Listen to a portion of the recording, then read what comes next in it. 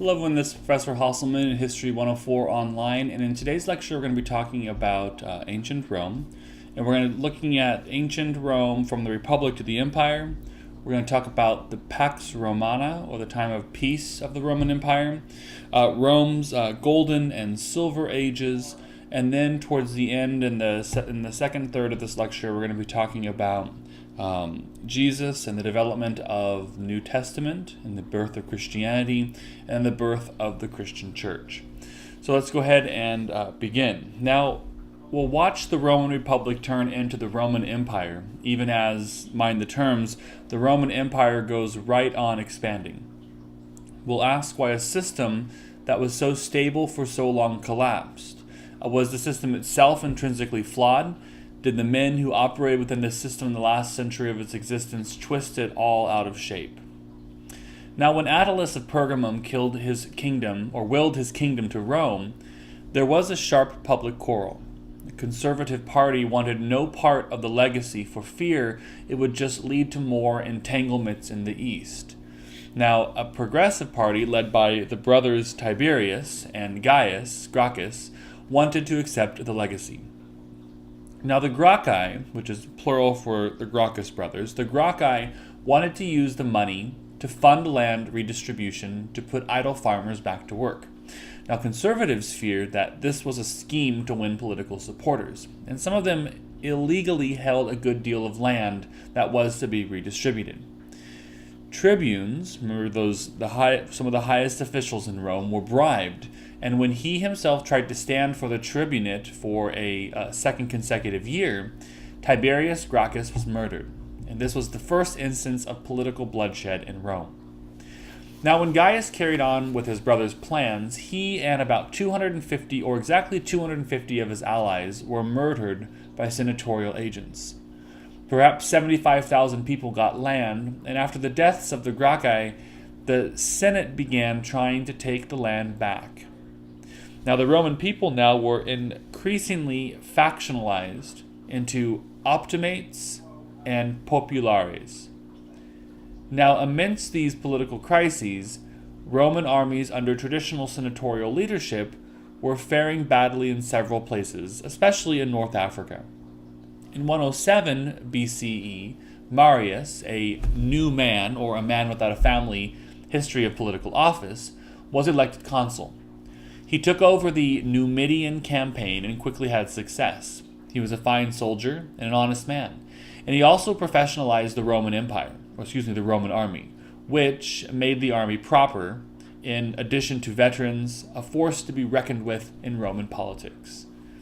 Senators were furious at Marius, even before he held the consulship several times in a row. And this was not strictly illegal, but it was highly unusual. After 100 BCE, Marius withdrew a bit from the public scene, but he remained an influential popularis leader. In 90 BCE, Rome's allies in Italy rebelled.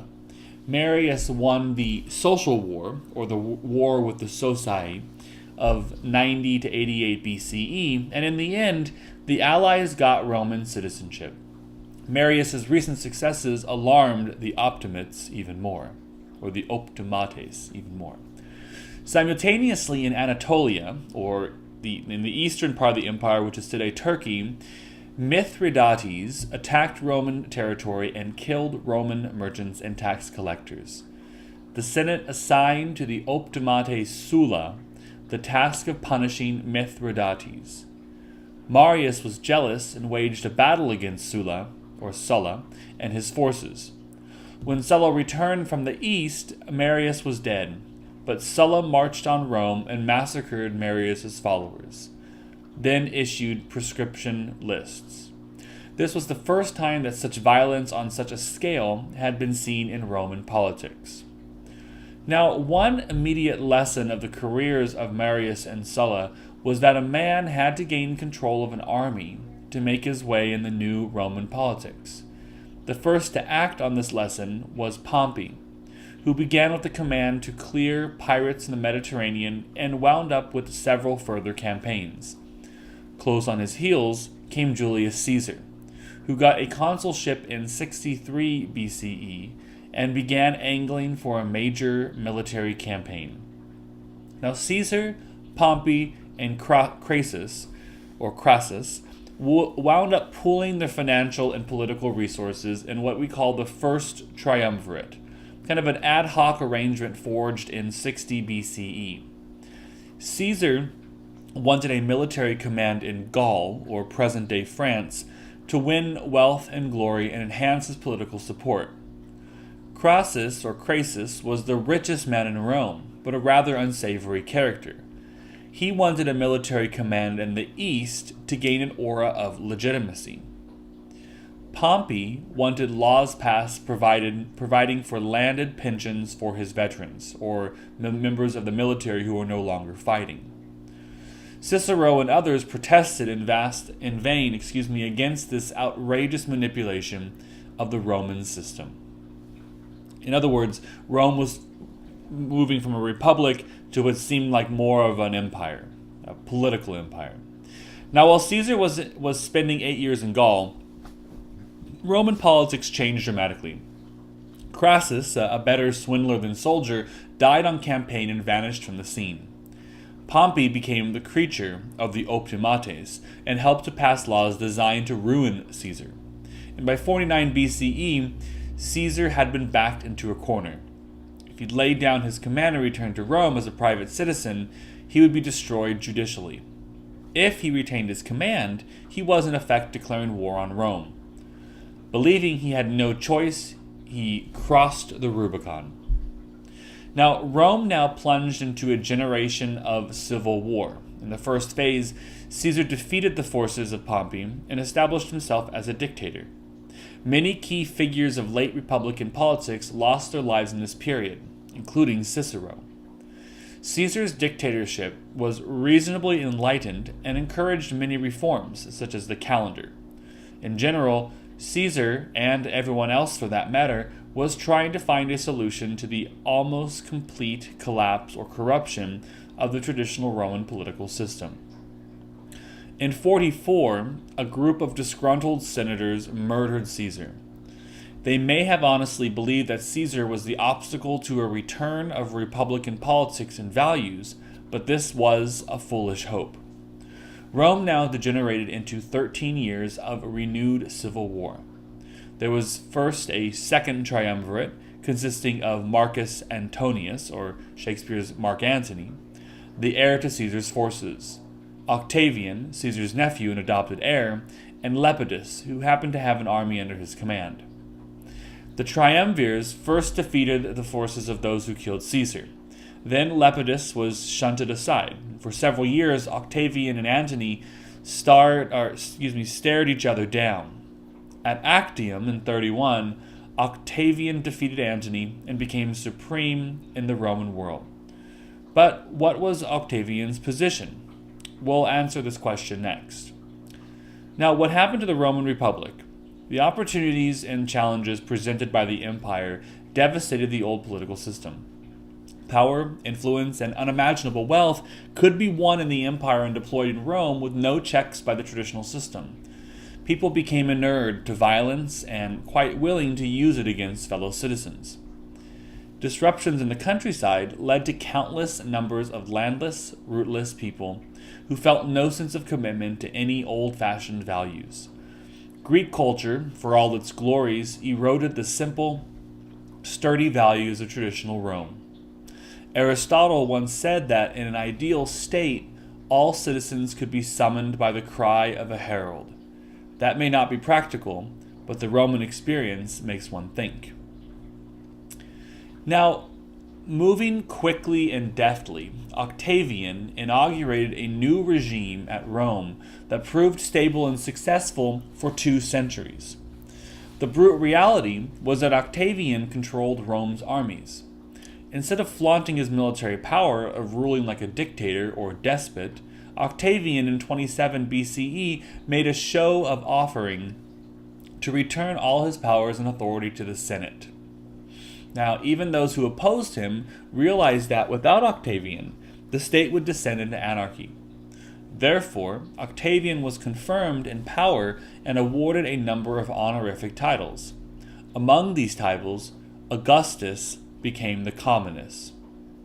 Now, Augustus decided to rule as princeps, or first citizen, and his new regime has been called the Augustan Principate.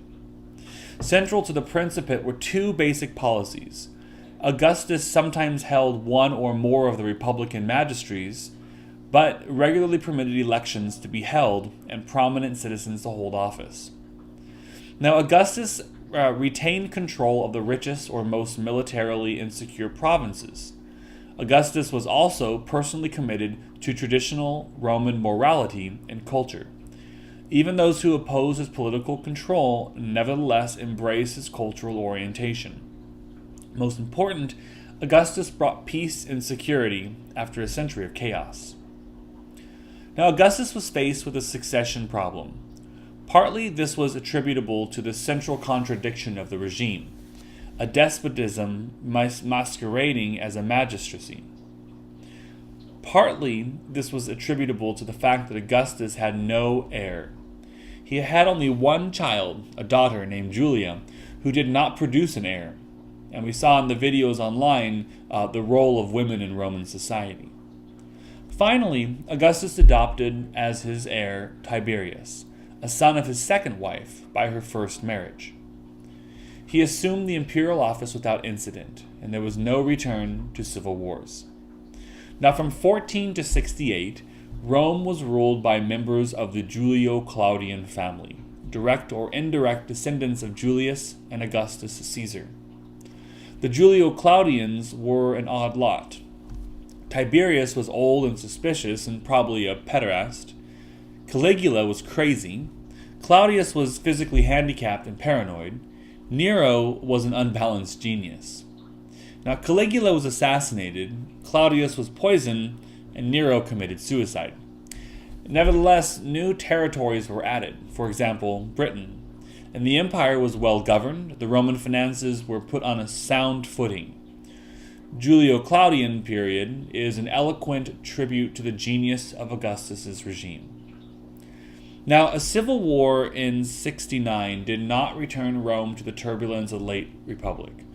4 generals in succession competed for the imperial office, with the last of them, Vespasian, making good his claim. The Flavian dynasty of Vespasian and his sons Titus and Domitian ruled effectively until Domitian's growing autocracy earned him assassination. Now, Rome then experienced a century of stability, prosperity, and good government under what we call the 5 good emperors. Nerva, who ruled from 96 to 98, Trajan, who ruled from 98 to 117, Hadrian, who ruled from 117 to 138, and Antoninus Pius, who ruled from 138 to 162, and Marcus Aurelius, who ruled from 161 to 181. So again, the 5 good emperors, Nerva, Trajan, Hadrian, Antoninus Pius, and Marcus Aurelius. Now, under Trajan, the empire reached its greatest extent in territory with the conquest of Dacia, roughly today's Romania. Hadrian and Marcus Aurelius were serious intellectuals.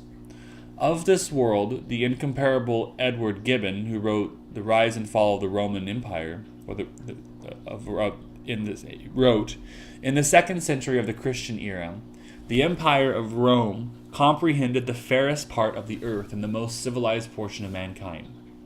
The frontiers of that extensive monarchy were guarded by ancient renown and disciplined valor. The gentle but powerful influence of laws and manners gradually cemented the union of the provinces. The peaceful inhabitants enjoyed and abused the advantages of wealth and luxury. The image of a free constitution was preserved with decent reverence. The Roman Senate appeared to possess the sovereign authority and devolved on the emperors all the executive power of government. During a happy period of more than 80 years, the public administration was conducted by the virtue and abilities of Nerva, Trajan, Hadrian, and the 2 Antonines.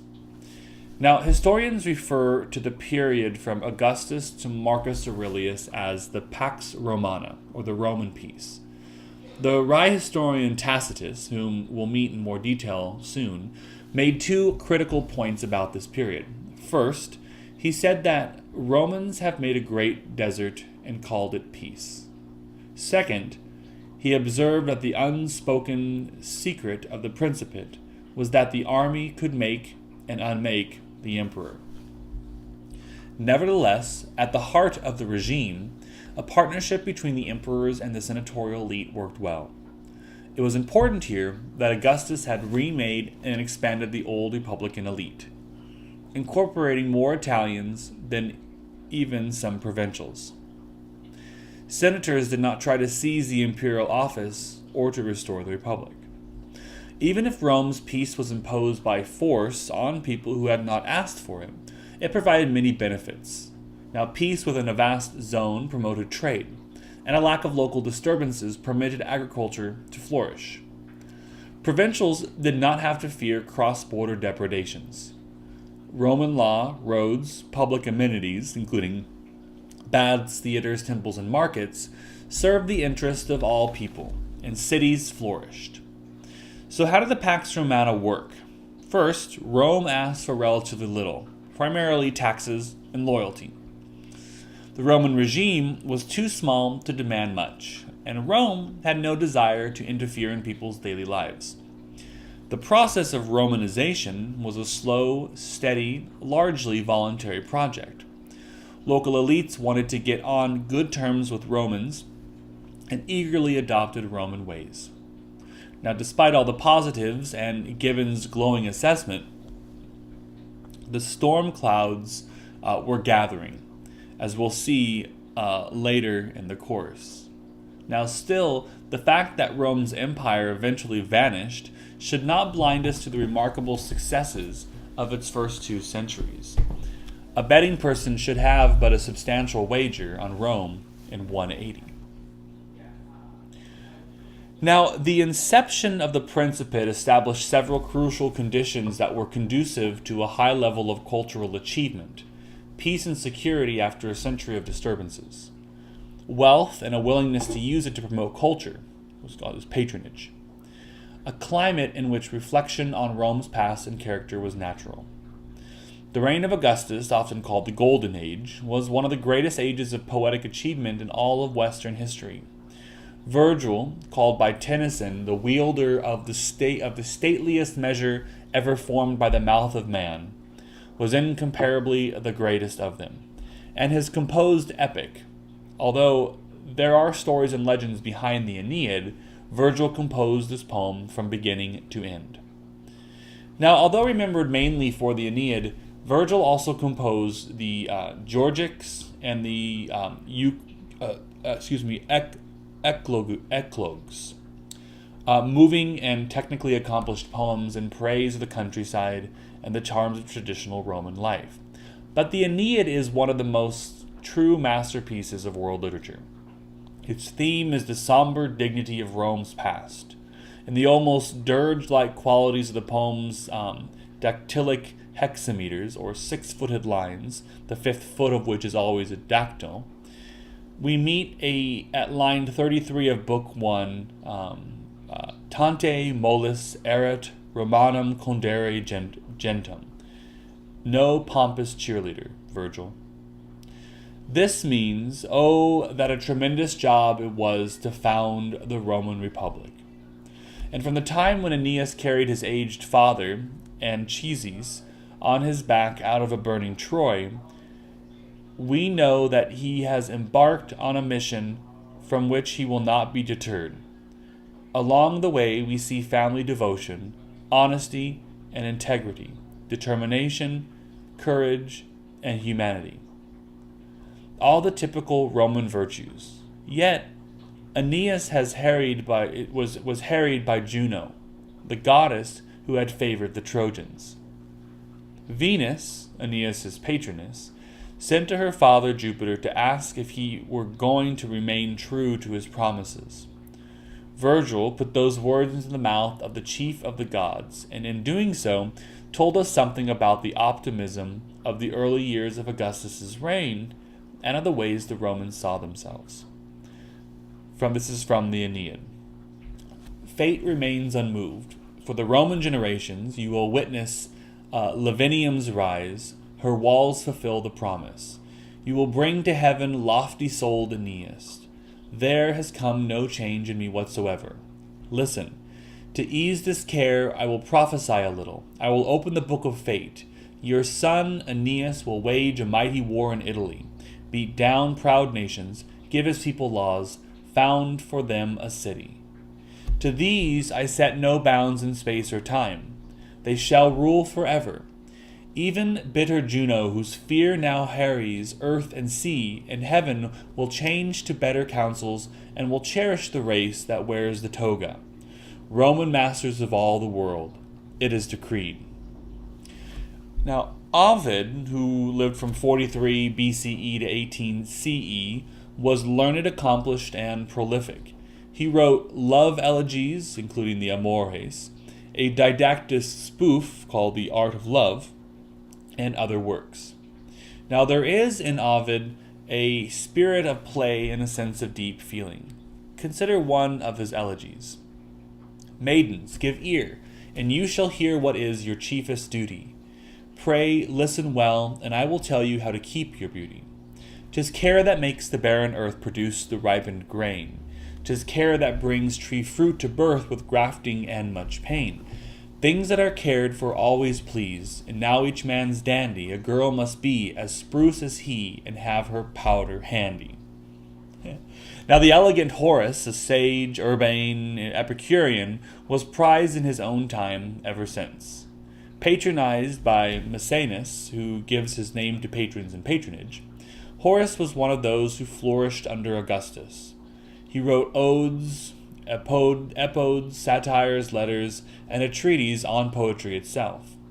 Here's a 17th century translation of one of his odes. Strive not, Leuconoe, to know what end the gods above to me or thee will send, nor with astrologers consult at all, that thou mayest know what better can befall. Whether thou livest more winters, or thy last be this, which tyranny waves against rocks do cast. Be wise, drink free, and in so short a space do not protracted hopes of life embrace. Whilst we are talking, envious time doth slide. This day's thine own, the next may be denied. Now, epic in scale, uncommonly beautiful in language, but all in prose, was the great history of Livy. He did in prose what Virgil had done in verse, told the Romans the tale they wanted to hear about themselves. Now, in the process, he tells us of a great deal of what we actually know about early Rome, and how the Romans in time of Augustus constructed their own past. The period after Augustus, the period after Augustus until well into the 2nd century produced another literary outpouring, usually called the Silver Age. History, philosophy, rhetoric, and satire were its chief achievements. In history, 3 authors command attention. Tacitus was the greatest of Rome's imperial historians. He wrote monographs such as on Britain, on Germany, but is chiefly remembered for his histories and annals that treated the imperial period. Now, he crafted fine pen portraits of individuals, but mainly wished to put virtue and vice on display. He had made his peace with the imperial regime, but not with the excesses it produced. Suetonius was not a great stylist, but his Lives of the 12 Caesars, that is, the emperors beginning with Julius Caesar, created unforgettable portraits. Lucan was a Spanish poet and historian who was put to death by Nero. He wrote the Pharsalia, a verse account of the civil wars of the late Republic between Caesar and his foes. His work is full of trenchant political commentary, often providing a ringing defense of political freedom. So again, the top 3, Tacitus, Suetonius, and Lucan. Now, among philosophical writers, pride of place goes to the Stoic Seneca, another writer who fell afoul of Nero. He wrote tragedies, dialogues, treatises, and letters. The Emperor Marcus Aurelius was also a significant Stoic writer. His brooding Meditations was read for centuries as the deep reflections of a man faced with the awesome responsibilities of power, who was all too aware of his human shortcomings. In rhetoric, one name stands out, that of Quintilian, whose institutions of oratory constituted for the West the standard manual of the rhetorical art until modern times. Now, these works remind us that in classical antiquity, education was based on training and public speaking. Rome produced several satirists. Lucian, who came from Syria and wrote prose satires in Greek, in which he poked fun at both mythical and historical characters, and by implication at almost anyone. Juvenal, he wrote about 16-verse satires dealing with hypocrites, the travails of the poor, especially of poor writers like himself, women's faults, as he saw them himself, ambition, pretentiousness, and people's despicable treatment of one another. His language is rhetorically sophisticated, but his message is earthy and unsparing. Martial was a Spaniard. He composed some 1,500 mostly satirical epigrams. He could be rough and crude for effect, but he was a polished stylist and, at his best, hilarious. Now consider this from Martial. You disappoint no creditor, you say? True, no one ever thought that you would pay. You blame my verse, to publish you decline. Show us your own, or cease to carp at mine. The verse is mine, but friend, when you declaim it, it seems like yours is grievously, you maim it. You don't, or why don't I send my book to you, although you often ask me to? The reason's good, for if I did, you'd send me yours, which God forbid. Now, the Principate was also a time of stunning architectural achievements. Some of these were at once remarkable pieces of engineering and powerful ideological statements. The Pont du Gard was a bridge built in the time of Augustus as part of the aqueduct that brought water to the city of Nîmes from the hills near Uzès, some 50 miles away. Hadrian's Wall stretched right across Britain, partly to control the movement of people, and partly to make a statement in the landscape about the might of Rome. Other buildings were urban amenities, and also made ideological statements, and have been recognized as masterpieces of architecture. The Pantheon in Rome was round, with an arched roof and architectural details as decorative elements. The use of the arch in the roofing and as supporting elements in the relieving arches permitted the Romans to span greater spaces than Greek post and lintel construction could. The Flavian Amphitheater, that is the Colosseum, is a felicitous mixture of architectural styles, both structural and decorative. Seating some 80,000 people, it permitted games and displays on a vast scale in Rome. Now, today's travel in the Mediterranean world can see the ghosts of Rome all around. Until recently, schools taught the authors of the Principate. Architects will study the buildings of this era, and all roads still lead to Rome in a way. So now let's turn away from ancient Rome and move a little east, and let's talk a little bit about the development of Christianity. Now, in the long run, the most momentous development of the Pax Romana was the emergence of a new religious faith that would eventually sweep the Roman world before it. This is not a phenomenon that contemporaries expected, or that seems so obvious in prospect as it does in retrospect. Christians were a tiny sect in a small, backward, unimportant province. The Mediterranean world was rich in mythical, religious, and philosophical experience, and it would not have been easy for any newcomer to make its way. The cults of the Roman world were not casual, not parts of people's private sphere. Religion constituted ta patria, one's paternal inheritance. In the calendar, basic events of life, public buildings, literary culture, and so on, were all deeply marked by religion. In the second place, from a strictly historical point of view, our sources are late and limited in what they tell us. The oldest written materials are the Pauline and Catholic epistles that date from 49 to 62, and these represent a first attempt to begin to systematize teaching and to create an official version of the past, and they give evidence of controversy. Now, the Gospels were written between the 60s and the 80s, perhaps even the early 90s. Mark is the first Gospel, around 65, but Papias said in the 2nd century, Matthew wrote the oracles in Hebrew. Now, no such text survives, but it's possible that Matthew prepared an Aramaic book of some kind, then revised it in Greek in line with Mark's narration. Now, the Gospels differ a good deal. Only Matthew and Luke have the infancy narrative, or the Christmas story, and they differ.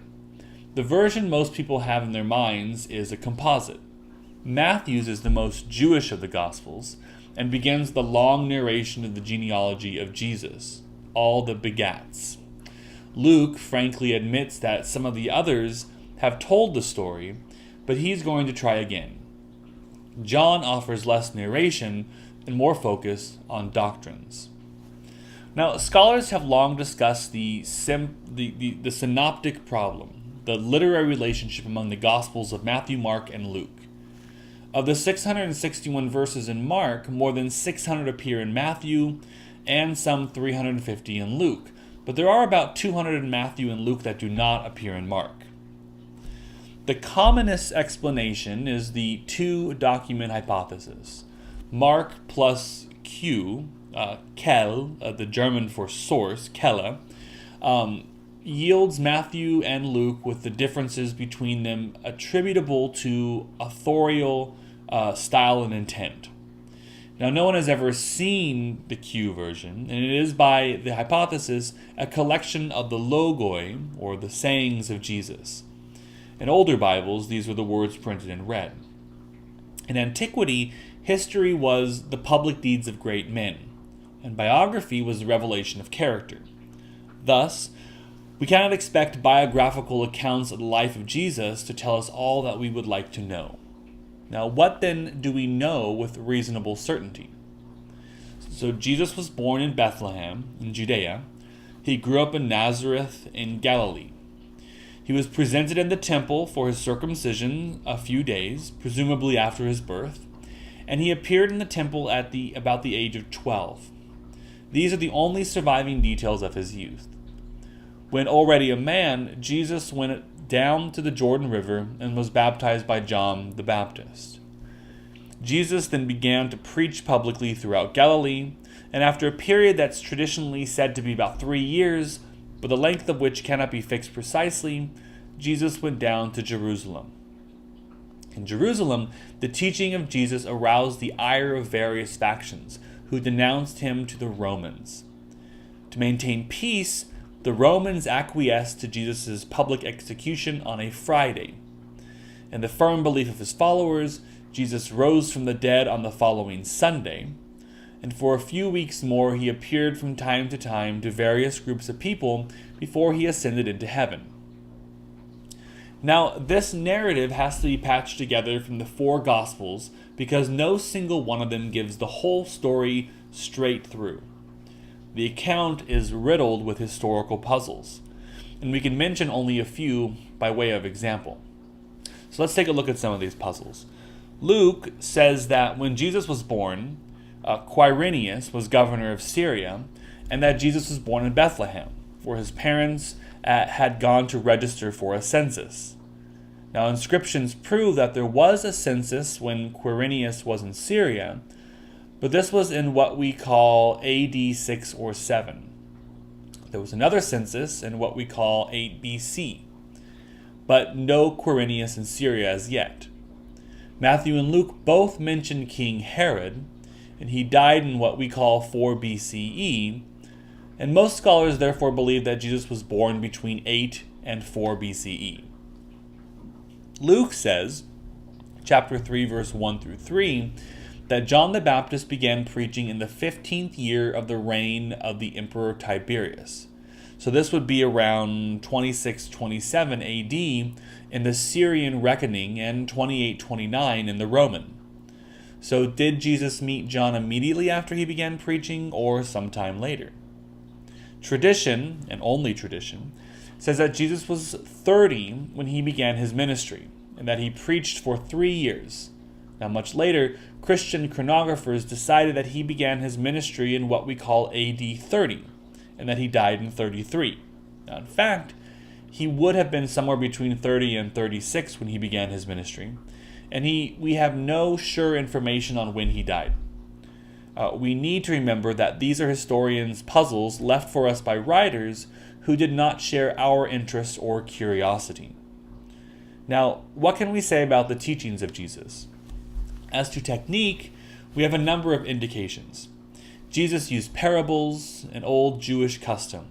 He regularly quoted the Hebrew scriptures, then explained their meanings, and this is just what a rabbi would do. He spoke in all sorts of places, before all kinds of different people, and what seems most striking is his relative familiarity with women. On occasion, he appeared as a charismatic healer, and he let his actions speak for him. Now, Jesus himself and those who wrote about him anchored him in the Jewish tradition. He and they spoke constantly of fulfilling prophecies. He said he had come to fulfill, not abolish, the law. And when a Pharisee tried to trick him, he quoted the law. These are the two great laws: love God and love your neighbor. The central elements in his own teaching were few and simple. He had come to call people to repentance. The kingdom of God was at hand, although what this meant was and is subject to interpretation. He subverted the world's ways. Love the poor, the meek, the hungry, the suffering. Take up for the Samaritan. Hurl accusations only if you are totally pure. The disposition of the heart is more important than the letter of the law, as we see in many different parables. Still, however attractive he and his teaching may have been, Jesus had been executed as a common criminal, and he did not appear to have many followers. As things stood in the mid-30s, Jesus was no more than a minor footnote in ancient history. But we know that things turned out rather differently. And now we're going to turn to that story next. Now, what sort of movement did Jesus think he was founding? Now, this matter is deeply controversial, and history can provide only some clues. In Matthew's Gospel, Jesus twice used the word church. This does not appear to be the same as the kingdom of God, and by the 2nd century, church was a name for an institution that had emerged because of the teachings of Jesus. The question that each person who cares must answer for himself is whether this institution was foreseen by Jesus. Now, some clues come from his earliest followers. After the resurrection, a group of about 120 met to choose a successor to Judas, who had betrayed Jesus. This implies a certain corporate mentality. In fact, in Acts of the Apostles, we read, they remained faithful to the teachings of the apostles, to the brotherhood, to the breaking of bread, and to prayers. Now, this implies communities that assumed they were to behave in common ways. The apostles were the original disciples of Jesus. He accompanied him during his ministry. After Jesus' death, they decided consciously as a body to obey his last command to them: go forth and teach all nations. Paul, an early Jewish convert to Christianity and the new faith's greatest missionary and second greatest teacher, founded new communities, corresponded with these communities, and corresponded with other leaders. There was clearly some sense of network of leaders and implicitly some kinds of connections among different communities, and at the very least they received visitors and prayed for one another. Now, Paul uses the word church regularly of the community in a particular place. Now, from some of Paul's letters, we get hints about the organization of individual Christian communities. We read in various places in Paul's letters of officials called overseers, elders, and servants. These words have passed most commonly into English usage as bishop, priest, and deacon. It's hard to see how bishops and priests differed in Paul's thinking. They both presided at worship, taught the faithful, and instructed new converts, and it appears that every community had officers like this. It is not clear, but initially unlikely, that there was any hierarchical distinction between them. Deacons were clearly people, usually but not exclusively men, who facilitated the work of the leaders and served the community.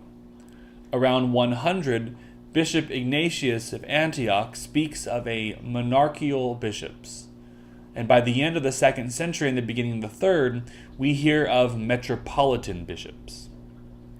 Now it appears that the expanding Christian church was adapting itself to the administrative geography of the Roman Empire. Many communities, we might say parishes today, existed in most cities, and gradually the oldest priest or elder came to have a hierarchical or supervisory role over all the communities in the town. He was the overseer in a literal sense.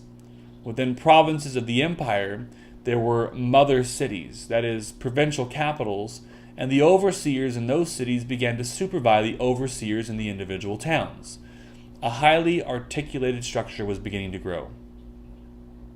Now, early Christian apologists began to explain the new faith to the ancient world. Justin Martyr wrote a dialogue with Trypho the Jew to differentiate between Christianity and Judaism, and he wrote his first apology to Emperor Antoninus Pius to argue that Christians were good and loyal subjects of the empire. Bishop Ignatius Antioch wrote a series of letters to other Christian communities, affirming basic doctrines and warning against false teachers.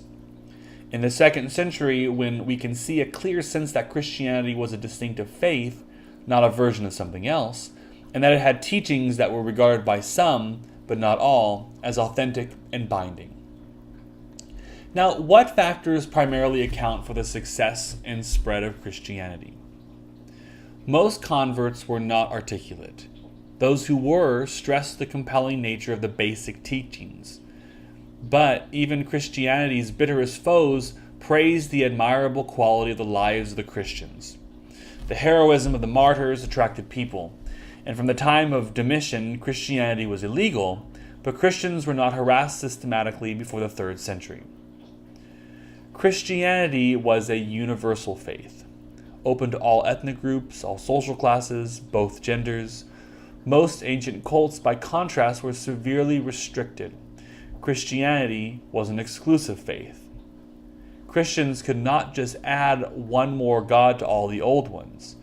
They had to renounce all other religious allegiances, and Christianity was comparable with many aspects of classical culture, and particularly similar to Stoicism. Now, Christianity was a historical faith. Jesus had lived and taught in the present. Roman writers such as Tacitus mentioned him, and this was not one more myth placed at the dawn of time. Christianity had a particularly strong appeal to women. Christianity developed a large-scale and highly articulated organization, something no pagan cult had. And the peace, security, and ease of transportation provided by the Pax Romana aided Christianity immensely. So this is the end of today's lecture on the second part of Rome. And in the lecture we covered the Republic and the Empire of Rome, Rome's Pax Romana and its golden and silver ages with many of its great writers and orators and philosophers. And then we ended with the development of Christianity as a historical faith started by Jesus and his followers, and the development of the early Christian church. So I hope you enjoyed today's lecture, and in next week we're going to be talking about the development of what we call medieval Europe.